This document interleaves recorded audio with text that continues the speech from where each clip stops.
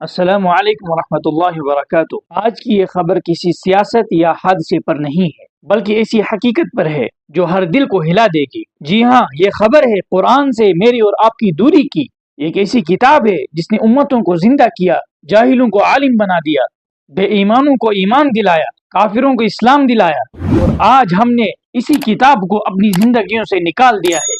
سوچئے ذرا، اگر آپ کے دروازے پر کوئی ڈاکیا آتا ہے، وہ آپ کے دروازے کو کھٹکھٹاتا ہے اور وہ آپ سے کہے کہ یہ ایک پیغام ہے ملک کے وزیر اعظم کا، خصوصی طور سے آپ کے نام، تو بتائیے مجھے، کیا آپ وہ خط، وہ پیغام کھولے بغیر رہ سکتے ہیں؟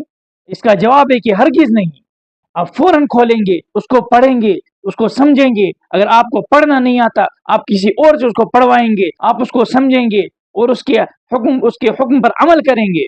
مگر افسوس، وہ اللہ خالق کائنات جس نے ہم سب کو ایک پیغام بھیجا، جسے میں اور آپ قرآن کہتے ہیں، ہم نے تو بس اس کو برکت کے طور پر الماری میں رکھ دیا ہے۔ اللہ تعالیٰ قرآن مجید میں ارشاد فرماتے ہیں، وقال الرسول یا رب ان قوم اتخذوا هذا القرآن مہجورا۔ رسول نے کہا، اے میرے رب، میری اس قوم نے اس قرآن کو چھوڑ دیا۔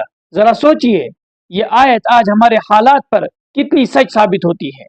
ہم ہر روز فون چیک کرتے ہیں، سوشل میڈیا پر گھنٹوں گزار دیتے ہیں، مگر وہ کلام جس میں رب کی محبت تھی، جس میں سکون دل کا راز تھا، ہم نے اسے بند کر کے الماری میں برکت کے طور پر رکھ دیا۔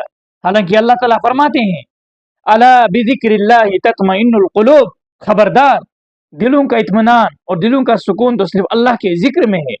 آج سے ایک عہد کریں، جیسے کہ ہم ہر وقت اپنا موبائل کھولتے رہتے ہیں، اسی طرح ہم قرآن کو کھولیں گے، اس کو پڑھیں گے، اس کو سمجھیں گے، کیونکہ دنیا کے ہر پیغام کی میعاد ختم ہو جاتی ہے، مگر اللہ کے پیغام کی میعاد ابدی ہے، کیونکہ اصل نجات میرے بھائی اسی کتاب سے جڑی ہوئی ہے۔ اللہ تعالیٰ مجھے اور آپ کو اس قرآن کریم کو صحیح معنی میں سمجھنے کی توفیق نصیب فرمائے۔